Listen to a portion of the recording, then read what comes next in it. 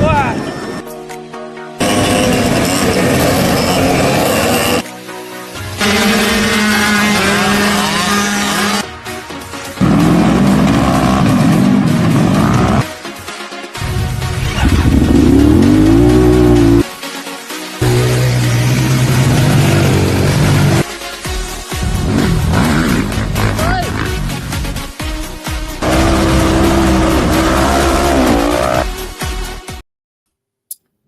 Welcome. I'm Chris McKean. I'm Brock Kyner. We're all about cross-country racing, and typically it starts with 10 seconds. Not in Iowa. It starts with hands-on helmets. Did I get it right? Oh, you got it right. Thanks. Yes. Going in tonight. Got a much sir. younger Kyner in the house. Yes. The one that's actually on time. I'll take your word for that, but I think you follow in your dad's footsteps sometimes. We'll see. So, yeah, thanks for joining. Andy worries, had a conflict and is still working. Very long day today. Glad to see that he's putting in some hours. I know he's listening, so we can make fun of him a lot tonight. Yeah. It might go right over his head, though, because of the height issue. Well, he is in a big truck today, so he might catch some of it. Depends what he's sitting on, too. He might have a pillow or something. Oh, it's all fun and games. Oh, yeah. So, yeah. Just saw you. How was your 2 days? I hear you went. What did you do Sunday? You went golfing? Oh, yeah. I was trying to. Anyways, I was a little sore from the weekend, but went and swung some iron. Yeah, I stayed back and helped out with the NRA dirt bike race on Sunday.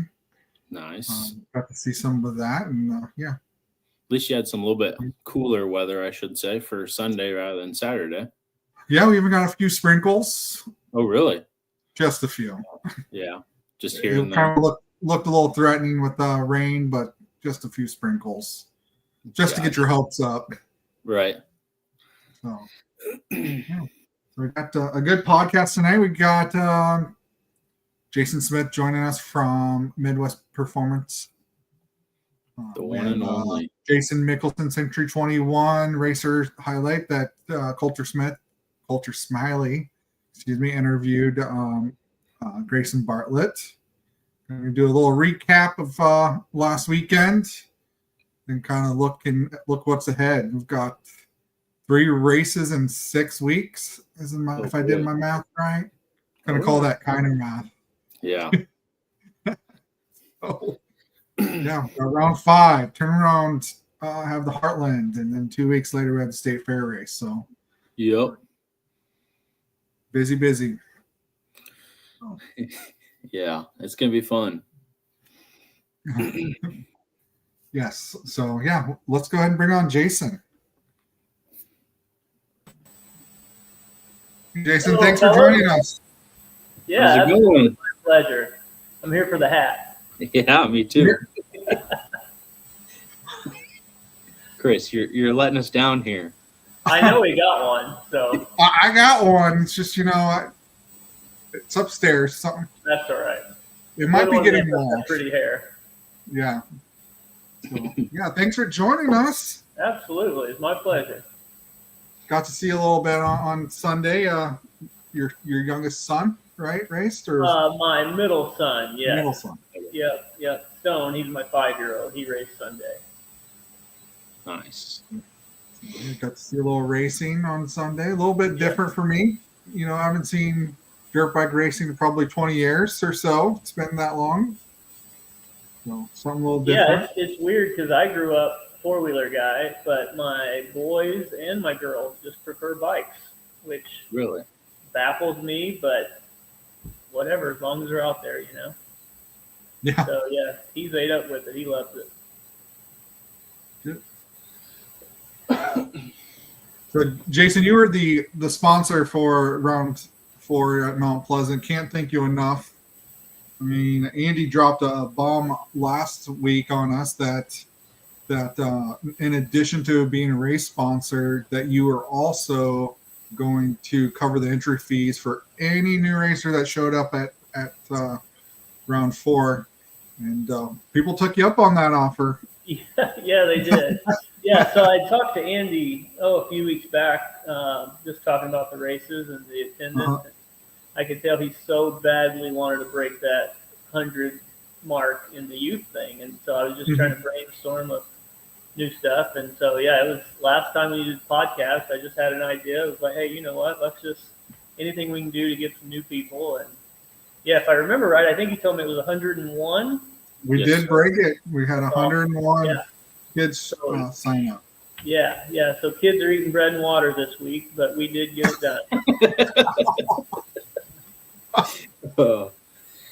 I want to throw in here that I know a lot of people were wanting to thank you, Jason, on Saturday, but you obviously couldn't be there with your work. But I know a lot of people were very thankful and trying to reach out and do whatever they can to meet you. So I just wanted to say thank you for what you did. That was really cool. Yeah. And you don't see very many people wanting to throw that on the table. No, I appreciate that. And it absolutely killed me to not be there. And this was the second year in a row I wasn't able to be there because my brother-in-law puts on an event also. And last year it was just total me not paying attention and booked them all on the same weekend. This year I could have sworn his was the week after the 4th of July. So it was next year. I told Andy this year, no matter what, I won't miss it. But yeah, out of everything I'm a part of, the Iowa series has by far always been my favorite. You know, when it comes to, I think about the motocross stuff, and we do a lot of local dirt track racing and all that kind of stuff. But just the family atmosphere of it, and just you go to, and nothing against motocross, different strokes for different folks, but you're not seeing kids stop and help other kids, and you're not seeing people in the pits gathering around to help work on each other's stuff and swimming in ponds together afterwards and all that kind of stuff. And just the camaraderie and family atmosphere of it's what kind of initially hooked me with it, I think 14 or 15 years ago when I first started doing it. So yeah, I'm committed to being a part of it for as long as Andy will tolerate my jokes. Well, I'm sure Andy owes you for tolerating him sometimes. So I think we all do. So, Jason, you're located in Keokuk, Iowa. We are in Keokuk. You cannot go any further southeast than we are. We're 5 minutes from Missouri and we're right on the Mississippi River. So, yeah, we're all the way down. So, Andy was saying that you have people coming in from all over just to come to your shop to buy from you. And we understand that because if I heard right, you sold 2 machines to crew members this weekend? Yeah, there was a couple of them. And it's kind of, I don't know, I credit to the Lord's blessing first off, but we do a lot of custom stuff, and that initially gained a lot of kind of social media presence, if you will. But I kind of take pride in that we're kind of the last of your old school dealers that don't do all the fees and games and talk to 18 people and, the whole, I call it the car dealer way of operating, So I'm the owner there, but I can help you with parts, I can help you with service, I can help you with sales, I'll do your paperwork. It's kind of just a really old-fashioned way of operating, and thankfully there's enough people that appreciate that word of mouth has been wonderful. And yeah, we do a lot of, I don't really advertise in newspapers and radio and all that. I do a lot of events and hands-on kind of stuff. It's kind of always been my goal. And so, yeah, it's just kind of word of mouth and the relationship part of it. It's not, it's kind of different. I come out of the car business a long time ago and I swore I'd never operate that way. And yeah, Lord's blessed that. And it's been fun. I've been there, I think it's 14 years now that I've owned Midwest. And I worked there for about a year and a half before that until previous owner wanted to retire and I wanted to spend 40 years somewhere. So, yeah, and that's when I got involved with the Iowa series because Danny Graber's a good friend of mine and kind of the only place I knew around to ride. And so once he first told me about it, I was like, heck yeah, I got to get involved with that, Yeah, and it's been my favorite thing to do, hands down. That's cool. I think it says a lot that a lot of people are wanting to travel across the country just to come by specifically from you, Jason. So I think that's pretty cool. Mm-hmm. Thank you.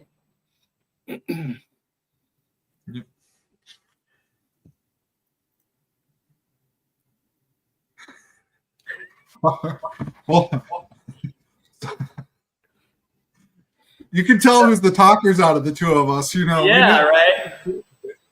We know who normally gets to do all the talking, so it's caught off guard when Brock and I are together. And when Andy, I talked to him this morning, first thing, I expected him just to ramble on the whole time and just my pretty face be on here. I didn't know what was going to happen.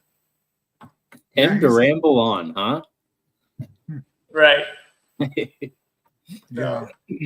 Yeah. So, Jason, again, couldn't thank you enough for being multi-year sponsor. I think, didn't we settle like 13 years, right? I think it's been 14 years, and then I've done Mount Pleasant every year, and then a few other random ones that have popped up. I used to do Cahokia back when it was at the motor place back then and stuff too. And I've just always kind of told Andy that, hey, if there's ever anything that I can make happen and you need a sponsor for or something, that I'll do all I can to be a part of it, So. Gotcha. Cool. Yeah, not saying I'm going to do all of them, but I'm open to helping out however I can. Gotcha. Well, thank you. Can't thank you enough. I mean, you go well over, up and beyond to keep the series going. Well, and what a lot of people don't realize is that that's what it takes. They don't, and it's that way with Little League teams and FFA chapters and racing series and it takes people supporting it.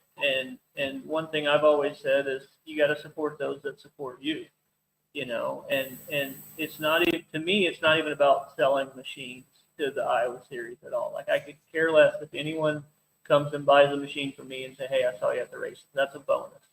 But to me, it's just like, as a kid or, growing up wishing I could have done that, man, just to create that opportunity to be a part of helping make that happen is what it's about for me. I don't ever want to think, hey, there's no more racing series because people wouldn't help with it. And and that's what it takes. It takes businesses supporting events, in your area or not. And, we live in a world where everybody goes to the internet for everything. And I just wish you could just explain to people that, Amazon's not paying for your kids' T-ball jerseys, and they're not, donating X amount so your kid can go race on the weekend. Go support a local business. And it's that way in every industry, but I've just really been convicted as far as the motorsport stuff to use my business to support those opportunities. I originally did it because it's one thing I wish I could have done as a kid. And so growing up, I was hooked on four-wheelers and dirt bikes and just anything with a motor. But my parents were pure sports nuts. Like, my dad got drafted out of high school to play baseball and that kind of. So my whole life was sports. And so he never would let me race or anything because he didn't want me to get hurt and not be able to play ball. So that's what kind of started my custom stuff. Is every time we'd go to Walmart or the grocery store, I'd go straight to the magazine section, and I would just drool over the dirt wheels and the magazines, and I'd get my mom to buy me one, and I'd sit in my bedroom and I'd circle pages and, okay, if I could build the perfect four-wheeler, it'd be this 250R, and I'd put these Nerf bars on it and these bumpers, I'd write it all out, and that's what got me the passion for this industry, So now being on the other side of it, being blessed enough to do it for a living, it's like, how can I help get those 4-year-olds, 10-year-olds, 18-year-olds, 40-year-olds out there to be able to do, to do that. And so, I never look at it as a sales thing. It's more of just giving an opportunity for something I always wish I could have. I think my favorite build of yours that I've seen is that, was it the X3 drag car? Yeah. So that one, as far as I know, is still the world record holder. Really? Yeah, and it's been 4 or 5 years now. So I was a car nut. I've always loved muscle cars and all that kind of stuff, and had some pretty cool cars back in the day. And then we get married and we have kids, and the wife's like, "Hey, you can't buy another car right now. Kids got to get older." And I just, I'd done some big lifted 4-wheel drive mud stuff and that kind of stuff, but I hadn't done anything like super fast. Well, the car guy in me had an idea. It's like, well, you know what? You said I couldn't buy one. You didn't say I couldn't build one. So, yeah, so I take this brand new X3 out of the crate and I bring it home, and we've got a little 2-car detached garage that she never really goes out there to. So pushed it out of the crate in there, and she never saw it until I rolled it back out on drag slicks, built motor, huge turbo, and she was like, "What in the world is that?" You can only imagine. Oh, and yeah. So I just had, because the X3s were fast, but I was like, man, what's the full potential to just see how fast you can make one? So I teamed up with Evolution Power Sports in Wisconsin. They do a lot of just performance stuff. And I said, hey, I want to build one to see how fast we can make it run the drag strip. And so thankfully, they were a huge part in that, because they had designed this billet block out of billet aluminum, and they were like $18,000 a piece. And in building that car, we went through over a dozen of them, because we would put it together and find the weak link, put it back together, stronger, find the weak link, and so I did not pay for those because they were trying to develop them for the public. So it was kind of a R&D teamwork thing. But yeah, that one ran a 5.8 at 136 miles an hour in the 8th mile. And it's the dumbest thing I've ever driven in my life. I've had 1,000 horsepower cars.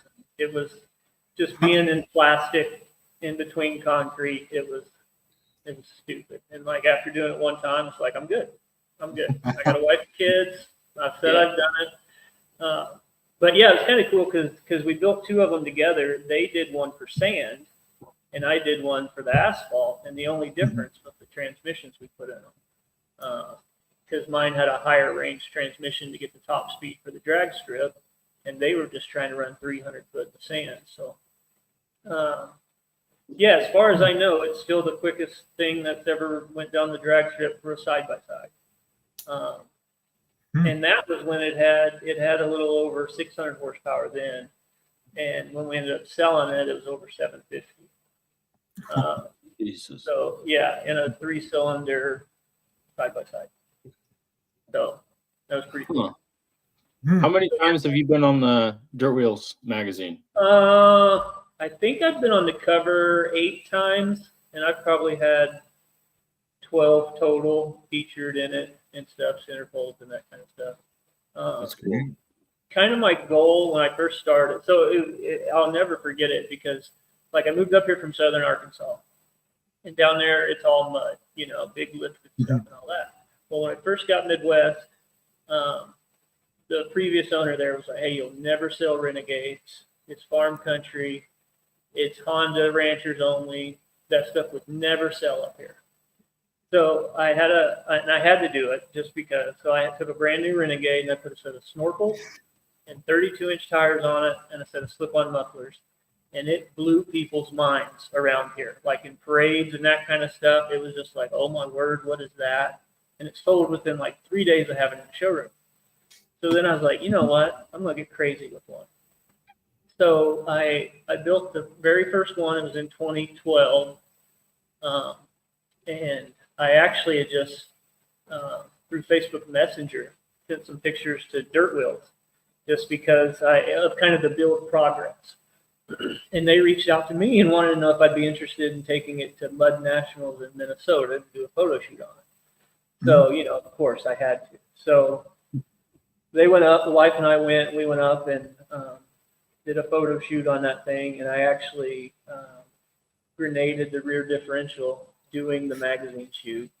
Because I mean, 6-inch lift and I had nitrous on it and a built motor. And I didn't, at the time, I didn't know you needed to put bigger rear ends in them. It was just, hey, let's get crazy with it. And so thankfully it was at the very end.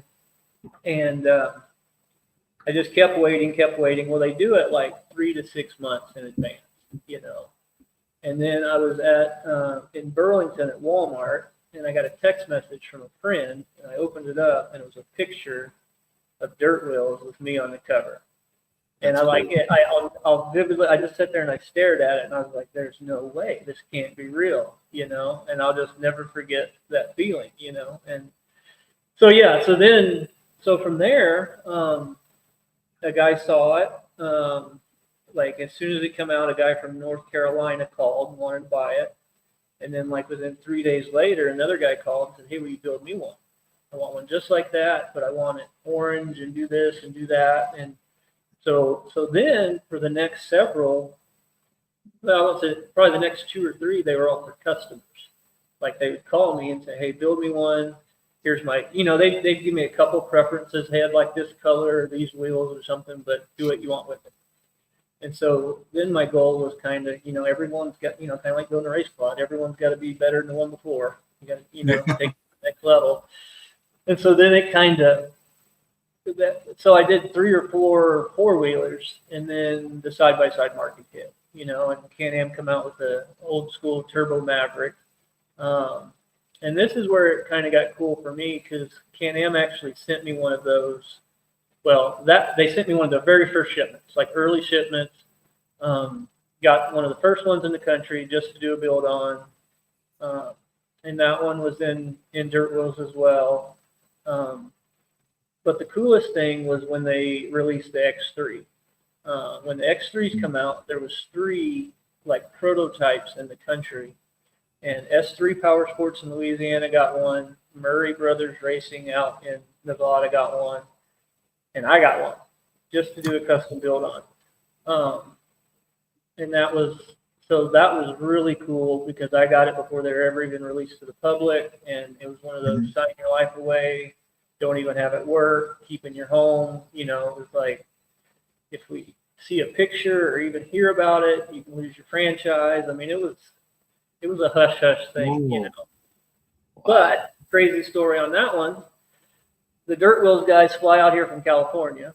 We go to a local, we were going to do a 2-day photo shoot. So one was going to be at this motocross track in Burlington. And then the next day we're going to go to Gravers and run it. So now remember, there are none of these. Like this was the only one of 3 in the country, right? So we're doing this magazine shoot. We're like 5 minutes in and I go into a corner and I hook it hard. And if you look at my cover photo on Facebook, it's the coolest picture ever, and 2 wheels are off the ground. Well, 3 seconds after that, it was barrel rolling. So, I mean, we're 5 minutes into this photo shoot, and you know, he'll pick out this corner, and he's like, go into this corner, and then you just keep doing it kind of harder and harder. Well, I barrel roll this thing, bust the radiator in it, tear the whole front end up. There's no parts, like there's nothing. Yeah. You know, you guys are here from California. And I got a broken machine, and they're just standing there like, well, what do we do now? So we rush back to the shop, pull a radiator. I don't even remember what we pulled a radiator out of. Some completely different machine. I think it was a Commander or something at the time. Rigged it up to work under there, made it look good, finished the photo shoot on it. But talk about embarrassment. You know, I hadn't even driven the thing till they come out, and I go into this corner, and it made the coolest picture ever, but then just barrel rolling, you know. Wow. But that was cool. So then after that one, that's when I was like, hey, I hadn't done a mud machine in a while. So that Drag X3, I worked on that for years. That was a couple-year deal. Well, in the meantime, I was like, you know what? I want to build the world's biggest one.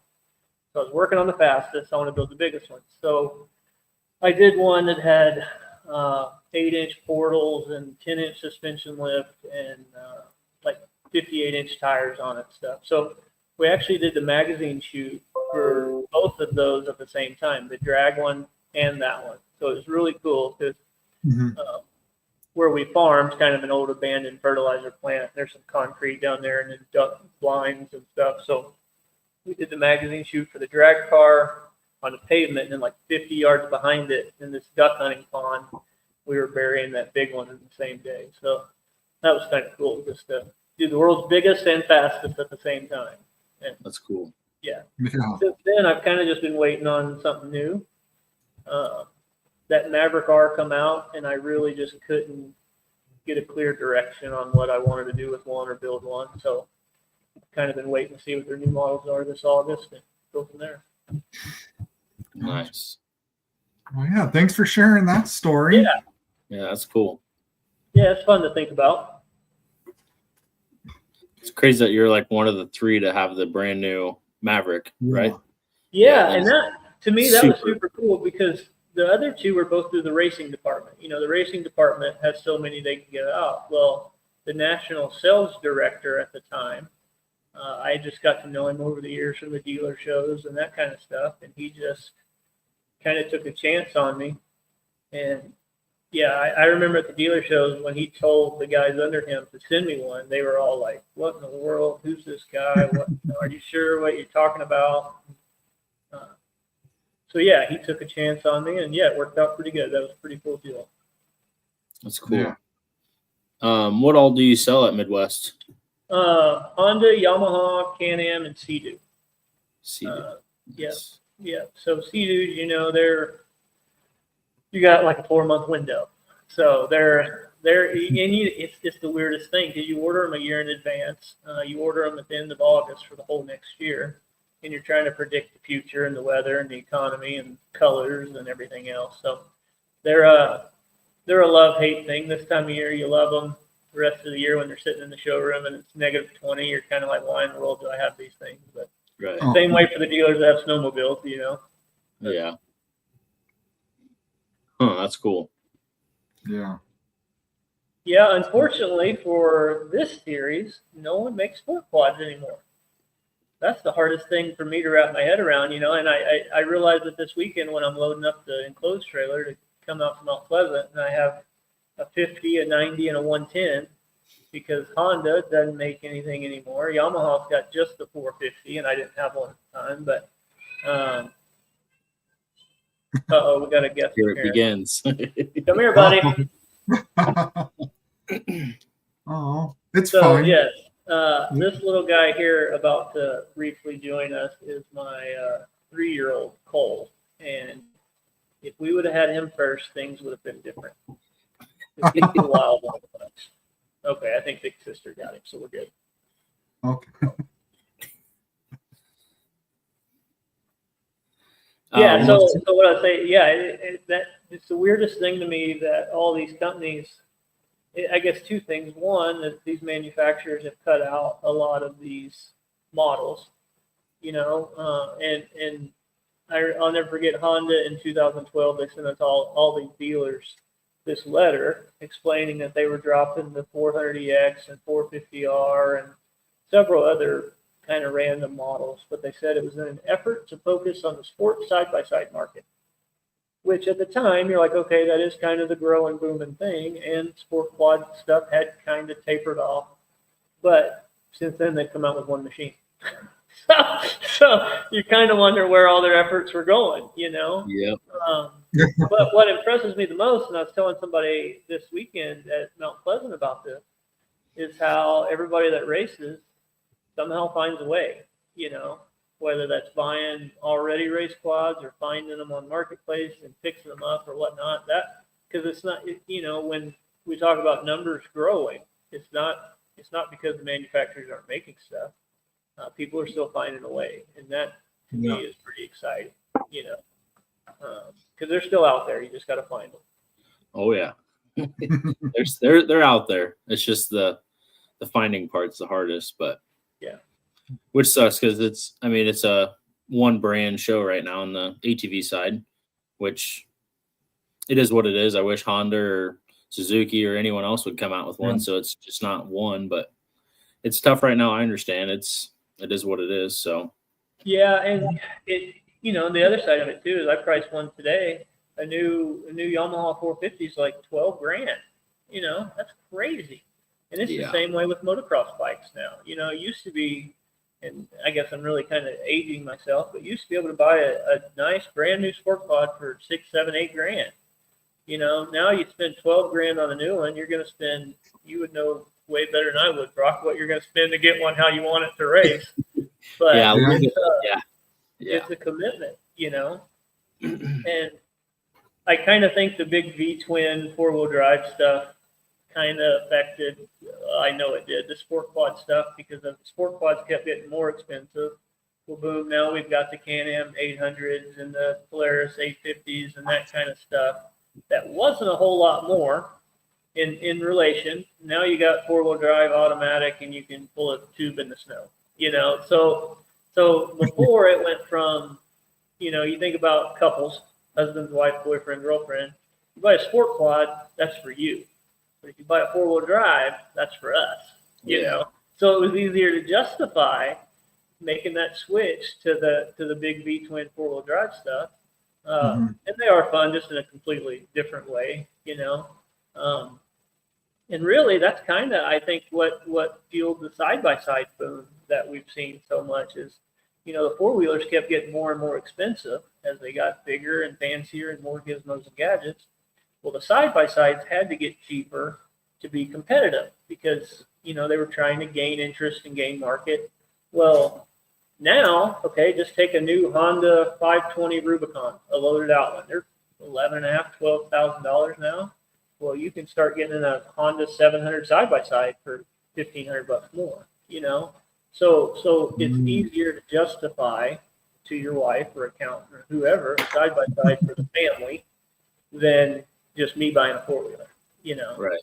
Now, nobody buys the cheap side-by-sides because we as men, we have to have the biggest, the baddest, or we want cab and air conditioning and all that stuff, which I'm not going to say I disagree with, but yeah, the side-by-side stuff, I think, and they are handy. They do have their purpose, but the price of ATVs, I think, is initially what got a lot of people to make that jump.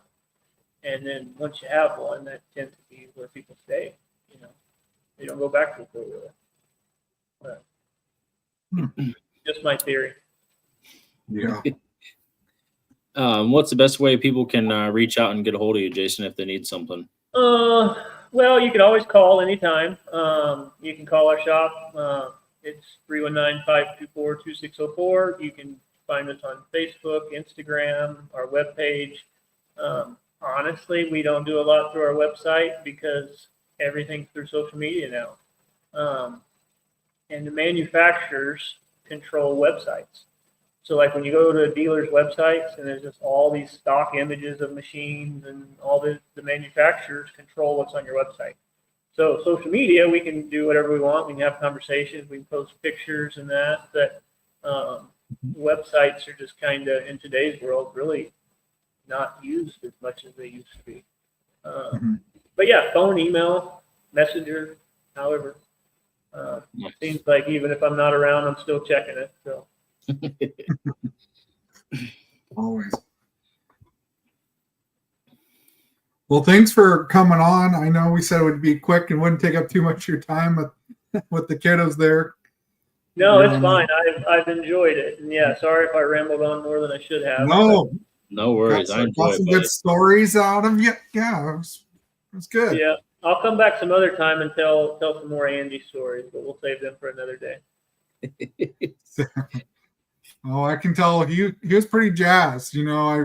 I didn't know that the new machine there on display was his. So I didn't either. Paul was trying to get me to mess with it. And I didn't know it was his. If I would knew it was Andy's, it might have been upside down or something. But. Oh, yeah. Yeah. And see, when I first got there, he didn't even want to drive it. I'm like, hey, he's riding around an old Honda. I'm like, Andy, that's what you got this thing for, man. Go enjoy it. No, it's too pretty. We're going to let it sit here for the weekend. I did tease him. I got to load it in the trailer, and I told him I scratched it. I bet he loved that one. Yeah. I'll get blamed for the first scratch. For sure. Yeah. Well, thanks for having me, guys. Yeah, thanks for joining us, Jason. Yeah, y'all have a good evening. You too, buddy. We'll see you. Yeah, we'll see you. Bye. Well, that was cool. We got to learn a little bit more about Jason and. Yeah, I knew some more background. I didn't know about his customs. I've heard about the customs, but yeah, all the dirt wheels. Yeah, that's pretty cool. I always remember couple years ago, it's probably been longer than a couple years, but he'd always have those jacked up side by sides at the race and everything. And Yeah. I always remember Jason when he's pulling it, you can tell is when he has that little ramp deal in the back of his truck that he can hold like a side by side or 2 4-wheelers or whatever, and you always know it's Jason. So that's pretty cool. Yeah. Yeah. I think we got a nice little video to share. Yeah, so I was going to jump into at this race. We've got a couple of interviews. We'll spread them out in the next couple episodes. Yeah, so if you have a youth that wants to be interviewed, or even one that's up and got courage that wants to be the interviewer, just let them get a hold of me Friday nights normally, or they want to do Saturday after all the races. I'll stick around. But our PR guy, Kolter Smalley, man, it's been a long day. I still haven't recuperated from this weekend. So, yeah, let's go ahead and play it. My name's Kolter Smalley, and I'm interviewing Grayson Bartlett. And Grayson, what's your hometown and state? Omaha, Nebraska. How old are you, Grayson? 9. Grayson, what was your first ATV? A 50. And what class do you race currently? 90s. How did you get started racing? And we came here and decided we wanted to race. Do you do any other sports? Nope. And what is your favorite thing to do outside when not racing? Playing. Who is your favorite competitor in your class? Trees. Do you have any brothers or sisters? Yes, I got a brother and a sister. And who is your hero? My dad. And who would you like to thank for helping you? My dad. All right, now we're to the rapid fire questions. Are you ready? Mm-hmm. What's your favorite food? Pizza. Favorite candy? Gummy bears. Favorite pop? Poppies. And who is the best ATV racer of all time? My dad. If you could go riding with anyone, who would you pick? My dad. All right, that's it. That's pretty Never cool. know what you're going to get out of those kid interviews. So entertaining. I will say he's got a nice mullet going on there. I like that. The mullet, yeah. Flowing. I wish I had the curly hair. Yeah, the hair. Yeah. You could grow it out.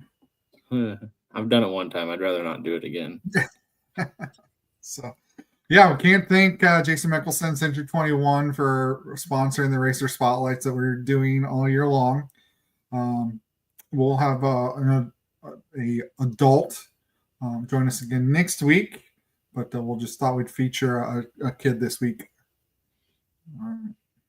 So, he also sponsors the adult 90s too. Yeah, we can talk about them. It was quite entertaining, I had heard. Yeah. I got busy and then was pulled in another direction. Couldn't really help out with this one. So you and your parents took over. Sure So, did. yeah, you want to talk a little bit about it? I saw the results and Do you have I just know Dylan won. I don't know everything else. Dylan, I was the stopwatch guy, so I don't remember times.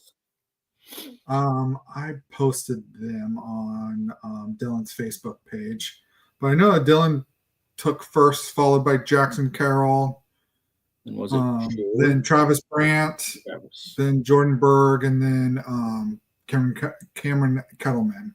Yeah, I believe.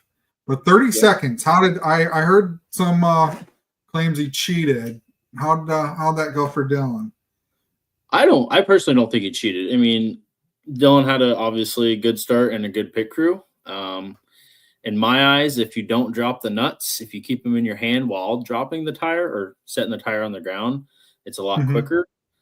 Other than that, I think there's not much else you can do. Just got to practice, and you'll figure out who wins if they practice enough. So I know those 90 tires, those lug nuts aren't very big, so it's a little tricky for some people, but it's always fun to watch. Yeah, I got those times here. 30 seconds, 30.92 for Dylan. For Dylan, Jackson Carroll, yeah. Go ahead, sorry. Jackson Carroll, 32.94. Travis Brandt, 33.09. Jordan Berg, 40-24, and Cameron Kesselman 46-63. So under a minute. So, and that's pretty good. Not only changing that right front tire, they also had to change gloves and goggles. Yeah, I will say when Dylan went, I think he almost had to. I think his goggles weren't on. All like they were just a little bit like crooked or whatnot. So they were kind of waiting on him rather than the pit guy. So that was pretty different. So gotcha. Well, that's always entertaining. I know we'll move to the next round at Cahokia. It'll be a 2-lap hare scramble race. Yep. So predetermined. Well, predetermined most of the time. We just throw them on the 50 course, and they'll finish that out. So that's a fun one too. Which after last year, I don't think anybody complained after the 2 laps. So no, they were all pretty happy for 2 laps, and that was it. Yeah. Yeah, so thank you, Jason, again for sponsoring both our Racer Spotlights and the Adult 90 series. I'll update next week on points, but Jordan had a pretty good lead, followed by Dylan. So once I get the points and also the points from this round updated this week, we'll get them all posted on the website. And also, if you know anyone that has a 90 that is an adult, obviously, that wants to race, come join us. We're always looking for more competitors in the 90 class, adult 90 class. So yeah, come race and find out, I guess. Yeah. All right, well, jumping right into it. We can the Mount Pleasant race. Mount Pleasant race here. Sorry, switching back my logos. You're good. Let's start with the minis. We had the 50s go. I mean, they had somewhat of a longer course than normal. I felt like lap times were a little bit longer, but they got 3 laps in. Some good racing and a lot of follow the leader. It was kind of that was the biggest thing this weekend was a lot of following. Yeah. And that was in addition to the youth ones as well, that for some reason, I don't know if it was weather or already the kids felt hot, but it was a lot of follow the leader, not much racing, just kind of doing what the person in front of you does, right? Yeah, that's what I saw it on the track. So yeah. So let's see. Youth 90, the senior 90 class had a situation this weekend where the first 19 got a little bit off track. I think it was a situation where it was follow the leader, and 19 of them got off track not only once but on the 2 laps in a row, 3-minute laps. So that was something I was trying to fix while the adult 90 miniseries was going on. It's unfortunate circumstance, but everybody else, the super minis, the 90 production, 70 productions all went the right way. And 19 out of the 20 some, I think there was 8 that actually went the correct way for the old 90 class. In addition, old. I know. And then all of the young 90 kids all went the right way. So I don't know what happened. Well, obviously you can talk a little bit about the track and where it happened at the track, but God, there were several, I think your dad said several hundred feet. There weren't any markers at all that these kids went off track and somehow, went off the course, right? Yeah. So it was just a little bit after the start. You went into a little timber section right there by the beans. You pop out into open, you stay along the tree line, then you make a left over an old, I'd say concrete pile, broken up concrete. And then instead of making the right, which way the arrow was pointing, and it was on a piece of lath in the middle of the track, which way they shouldn't be going, piece of lath with the arrow pointing to the right, and however many of them you said went straight through. And that obviously with a 3-minute lap time, you don't have much track after that, after you get back on the track. And so the biggest thing with it is it's not yes, it's a mistake, but it's a learning lesson at the same time. We're all XC racers. I mean, we all make mistakes. At least all of us at one time have went the wrong way or got off track. It's XC racing. What do you expect? There's nothing to be mad about, hard on yourself. It's a learning lesson. Kids follow the blue arrows. Adults follow the orange and black ones. I mean, it's just part of the racing. Mm-hmm. Yeah, just it's unfortunate, right? I mean, like I said, it's a learning lesson. But once we get into adults, they weren't the only class, so that didn't complete a full lap. But unfortunate circumstance, it did affect 2/3 of that class that got the first 2 laps thrown out because they were not complete laps. But yeah, it's still, I think it worked itself out. And those that did go the right way, I think kind of got bumped up, and I think they got the first 8 spots and the class scoring. So, but yeah, we just other than that, I think it was the kids were all follow the leader. I thought it was there were spots where we saw 10, 20 come in at the same time. So it was but not much racing, just kind of going with the pace of the kid in front of you. Trying to stay cool and drafting them, I guess. It's still cool and drafting them. Yes. So adults. Oh boy. We, from a scoring aspect, we had a situation in the plus 50 class.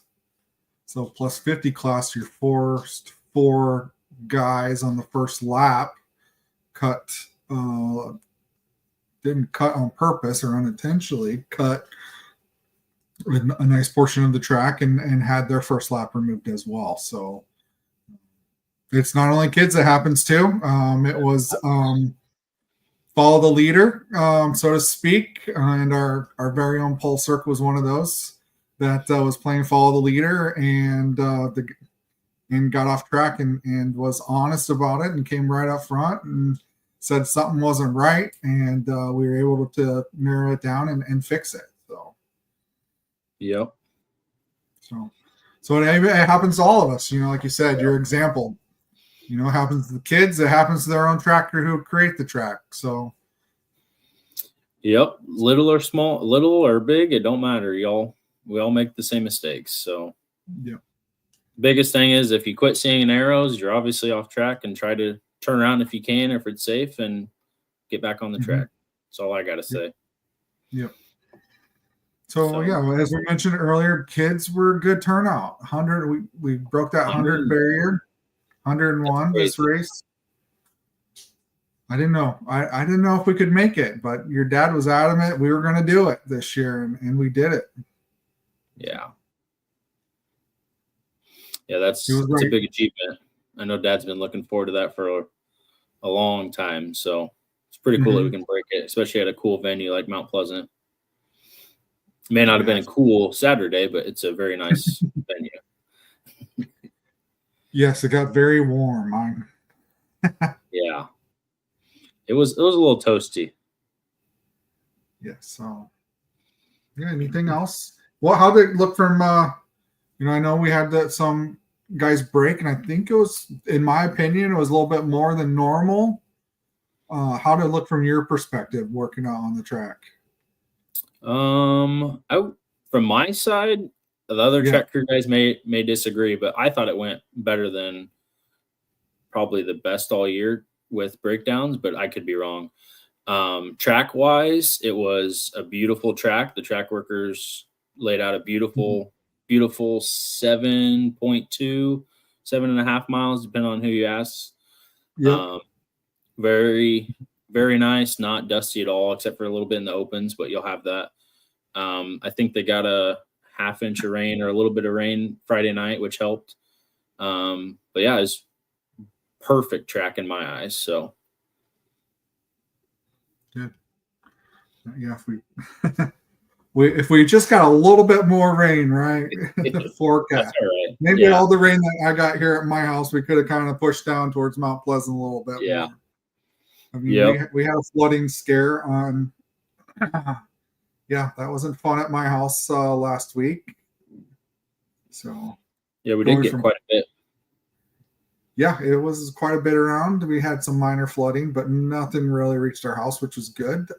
But yeah, always makes me nervous that last week of June. If you look back 10 years ago, we actually had 4 feet of water in our backyard, so we could jump from our deck into the flood water. It was that deep. So yeah, it was interesting, and a couple scares after that. So yeah, that last week of June, I'm always on my calendar of watch out for flooding. So gotcha. But yeah, but overall, I think it was good weekend. Yep. Glad we got the turnout we did. I heard there was not only, maybe that was our issue this weekend, that we had swimmers versus racers, that some of the kids had heard like Saturday didn't get out of the pond until like sunset. Jeez. So that pond is fun, I will say that. Yeah. So yeah, good race. What else we have? Got, like we said, we got more coming up. I mean, we not to kind of like brush Mount Pleasant away, but man, we gotta get turned around in a week and a half. Cahokia coming up. So your dad is, gosh, a week from tomorrow he would leave again already. Yeah. So it'll be on us quick. So we have Cahokia coming up next, followed by 10-hour race. So the old Heartland challenge. Yep. So we had 101 kids, but I saw out here, if I was looking right, got my Kyner math right here, we have 7-8 teams signed up for youth so far. So what's unique with this year's, and with the unfortunate circumstances with the UTV side-by-sides, that we're now going to dedicate Friday of the Heartland Challenge just for all of the kids. So it's going to look a little different. Things are going to change, but as far as schedule-wise, but Friday's all kids. And we hope that more kids sign up. I mean, we have 8 current teams. Most of them are the 90s. I see a couple 50s out here that have signed up. Well, so if you're considering it, please do so. We're really looking forward to that Friday, and like I said, kids only, kids focused. I think that's cool how we're putting all the kids first on one day and just letting them have the whole day to themselves. Yeah, and I think go ahead, sorry. And it helps also the adults on Saturday. The adults that are also racing don't have to rush around. Kind of can watch the kids, relax a little bit, sleep in a little bit on Saturday, and then get ready for the big one. Yeah. The Heartland is always my favorite when I was racing. And, I mean, you could have the 3 best kids in your class or whoever in your class that you were competing with at the time, and you guys could all come together and race as a team in the Heartland and show what you have. I was always my favorite event of the whole series. So even in the adults too, I mean, you can invite anyone you want, or if you want, you can do it by yourself. That's totally up to you too. We got mad respect for those guys over the years that have done the Ironman. You see what it takes. Got some stories. The guys just barely hanging on, just trying to finish another lap in the Ironman or Iron Woman. Yeah, can't leave them out either. Then we have a couple C teams. I see an A team out here, a B team, a couple 90 stocks, 50 stock, 90 production. So we're starting to see some signups. Yeah. And where we have the Heartland, it's nice too, is it's a big old dirt track, our Fort Dodge race, if anyone's new here. You can see the whole layout of the track, and we race in the infield of the track too. So there's plenty of seating. Then we also have the challenge section and the easy section, which is right next to the dirt track. So it's a lot, you can get to it pretty easily and watch. So And also Oh, that new motocross track too. new motocross track out back. Yep. Yep. And I thought there's seating back there at the motocross track. But if you just want somewhere to go to kind of sit down, relax as things are going on, there's always the front stretch seating, grandstands, on the hill there, right next to the concession stand. You can see a good portion of all the track. Like you said, the Heartland Challenge, the front racetrack, the pits. You can see all that there just from the grandstands. Yep. It's a nice layout we have for that race. And in addition, we'll have Steve Mueller with Tire Spines on here shortly. He's going to come back and do the live feed as well. So in addition to the racing, and if you're an adult and you want to join in and have your race on live video, for those that maybe couldn't make it, we'll get Steve on, talk through that. Nice.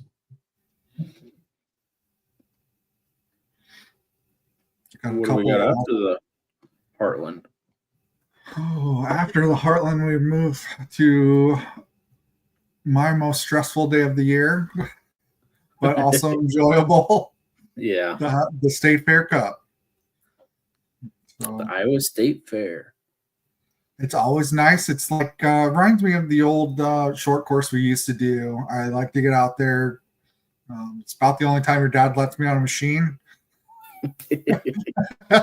to work on a track. So yeah, kind of something I look forward to every year. I got to be on the roller last year and kind of roll the whole track, get it all worked in on Friday.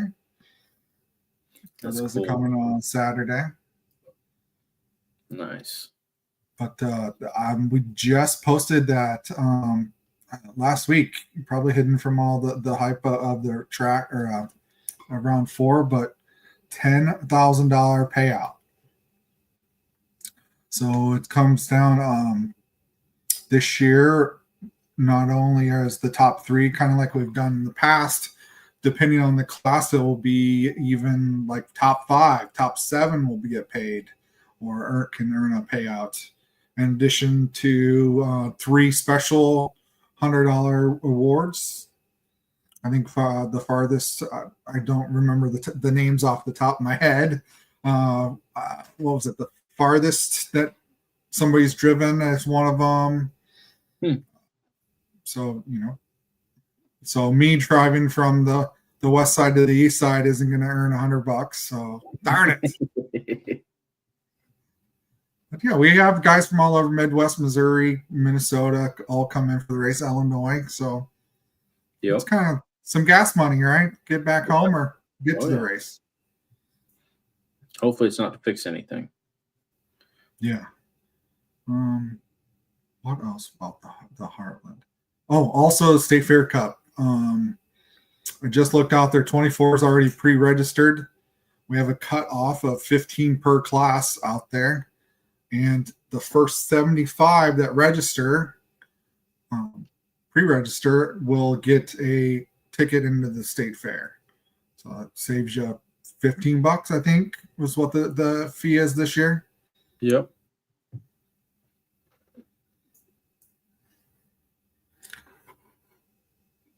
So lots of classes. Also, which will also have the adult 90s there as well. In the previous years, we've only done a feature. We're actually going to throw those guys into a heat race so they can get a little bit more track time to get used to the track. And a new class this year is the open class. So that's listed out there on the flyer. Open class is out for any A class or B class riders that can also register to participate in the open class for some extra payout. So extra incentive. Nice. Yeah. So lots of stuff. And then we get a little break right after that, right? We do. I believe we do. Yep. Before we head into round 6.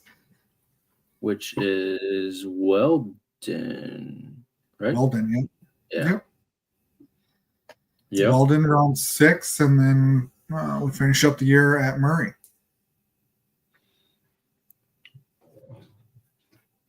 Two good tracks to end on, that's for sure.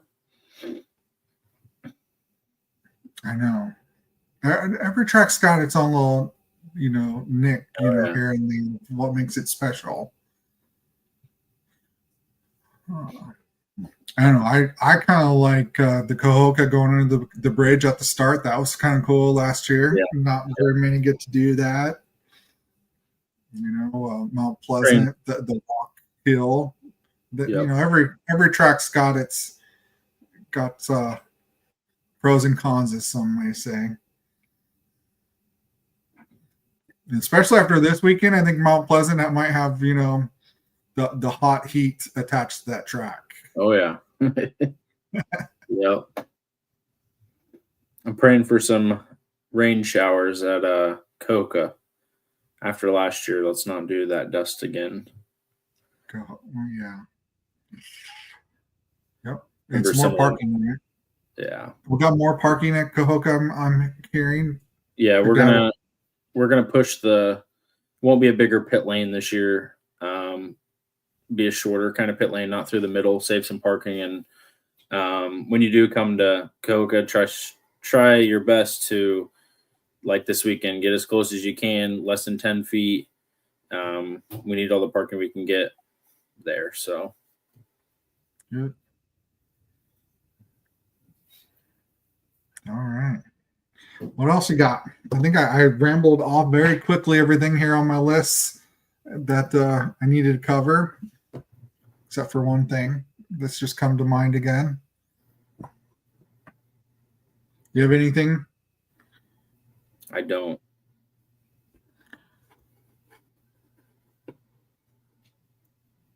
Let me.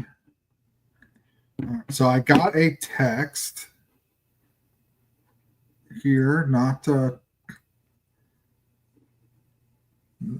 long before the show here started. So also the top Tyloo Top Gun Award winners for round 4, 90 stock 10 to 15-year-olds was Walker Essep, Cole Brandt out of the schoolboy class, and Ben Hergert out of the plus 40 class were your round 4 Tyloo Top Gun Award winners. Then also Chad let me know that he's running a mid-season maintenance sale. So if you pre-order a case of oil before the next race, you can have a 15% discount. Nice. Also, he looks like he's going to be adding some select VP race gas. So he's added some VP options to complement his already existing fuel line. VPR, MR-12, C-12, and U4.4 Tyloo fuels. So if you need any of that, let him know. I also just got informed that back to the State Fair Cup. Hold on just a second. Also, as always, if you bring your own 5-gallon can, that Chad will pump 110 for $78, which I believe that's like a $30 savings. So, yeah, if you need some fuel, hit up Chad. Yes. Okay. I got informed that there's no B class in the Open, only A and AA for the State Fair Cup. I just wanted to throw that out there. Oh, did I mess that up? Yeah, I got informed. So someone's listening. So much to memorize. Yes. Yeah. I don't know why I said B class, because you have to be A or AA in order to be paid. Yep. For that, I believe. Yes, I think that was the background. Thanks. I would call him. Never mind. Oh, yes. Thanks, Andy, for letting us know. I don't know if there's anything else that we may have forgotten. I'm sure there is. If so, Andy can come on and we can talk about it next week. Yeah, there's always next week. So yeah. Well, thanks for coming on with me tonight. Yeah. I know it was very short notice tonight, unfortunately. We'll give him a break. We won't tease him too much, but I'm sure he's not still working. Yeah, So, I don't know. But what do you got? Any big plans for the 4th? Nope, just hanging out with the wife's family and sitting in a pool, hopefully. We maybe play some golf too. So yeah, we'll probably hit up some parades. Probably we always can check. We always go to the Urbandale Parade in town here, and we also have Valley Junction. So a couple parades, and then maybe we'll go see a fireworks show or something. So you probably got a good view of fireworks where you're at. We actually don't. No. Where we live, Windsor Heights doesn't do a 4th of July. They do a fall festival. So there's a good fireworks show in September within 200 feet of my house. Yeah.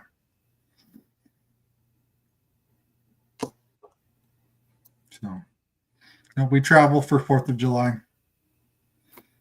Yeah. So. All right. Well, enjoy yourself. Thanks again for joining me. And thanks for those that are stuck around and listening. I was really pushing for an hour. I told your dad since he wasn't on that I'm going to hit my hour goal. We're close. If we were on Andy time, we're right on time. Well, give about 2 more minutes. Oh, 2 more. Well, I have nothing more. Nobody's really commenting. Pretty quiet. You got a what's bugging Andy at all before we get off here? I should say. I mean, yeah. I can throw up there what's bugging Brock. Nothing currently is bugging me. I got one thing. I just came to mind. 90 stock. All the 90 stock classes, I should say, they're my heroes because there is in between 30 to 40. I don't know the numbers. Chris does. Yeah. They can start live engine and make it through the first corner perfectly fine. No wrecks, no nothing. If you talk to any other classes in the adult session, they can't make it through the first corner, second corner, or third corner without getting tangled, and it's a dead start. So my what's bugging Andy is the 90 stock is my heroes. I'm just throwing that out there. Okay. I mean, those kids got a lot, and that whole 90 class, we thought we had it figured out last year because we were in the same predicament. We had 30, 40 kids in one line, and we split it. And when we got to second, third race this year, we're like, oh man, we got to split it again. I mean, it just the numbers supported, and it's at this point it's too late and too much debate on how we should split it. But going forward, and I think next year there is already some talks, and we've thrown out some ideas out there for the 90s that maybe having a third. Well, there will be a third class. It's just how do we organize it so it's more even and there's somewhere for everybody to go. Right. So I think that we're looking into it. Discuss it. We'll open it up. I think Andy's the goal is at the last race that we have suggestions, or everybody have a real change suggestion that it's thrown out there prior to the last race, so everybody can kind of think about it and we can get moving a little bit ahead of time. So when the actual banquet comes around, all 2026 decisions are already final. But, definitely support a third class because it is if you think about it, it is the only active machine that's still being manufactured for Honda. Yeah. so the support's there. We just got to do it right. Yep. We thought we had it right this year, and the kids they're still coming, so helped. So we'll figure something out for next year. But yeah, kudos to all the kids. Yeah, by far my favorite class of the whole series. It's that and 50 stock and 50 limited. It's the same quad. Can't really do much to it. It's stock, and it's all about the riders. You don't need no souped up engines, no suspension, nothing like that. It's just the riders. So it's cool to watch them. Yeah, maybe we'll have you on next week or in the future. We got some good feedback that when Andy and I picked out the top 5, picked out 5 racers that we thought were really improved. Maybe we'll throw that out for the post race for round 5 there, and come with the list and maybe invite you on. It's kind of interesting to see everybody's point of view of how the racers are doing. Yeah. So, all right, we definitely filled in that 2 minutes. Or am I on Kyner time yet? One more thing. Oh, I just came to mind. When I brought up 50 limiteds, I forgot we did have the radar gun out for Mount Pleasant. Everything checked out. okay. It will be out again at Cahokia too, which is there's a lot of more open there. So it'll be out in Cahokia as well. So let's go give some background to that. So to try to keep things fair for the limited class, there's an expectation out there that the machines are going no faster than 18 miles an hour. Correct. Yep. And that they have all stock OEM CDI parts, CDI boxes. That's the biggest on thing there as well. So yep. That was kind of brought to our attention the last couple of years, and we don't always advertise we're doing it, but your dad's adamant to make sure to keep that class fair that he does that. So yep, that's why I just thought of it, and I wanted to reach out and let everyone know who's ever on this YouTube thing. But it is out. We are using it. We still have it. It's a thing. Don't mess with the kids' quads. Don't ruin their race. Let them race and keep it stock and fair, please. Because there's nothing worse than having to take a kid's race away because the parents did something to the quad. So, gotcha. All right, well said. I think we're good now, Chris. All right, you look down at your list. You're double checking here of everything, our instructions that we were supposed to cover, or something like that. But I know it's a lot. But well, thanks, buddy, for joining. No Congratulations. worries. Thank you. What, have you been married for 4 weeks now? 3 weeks?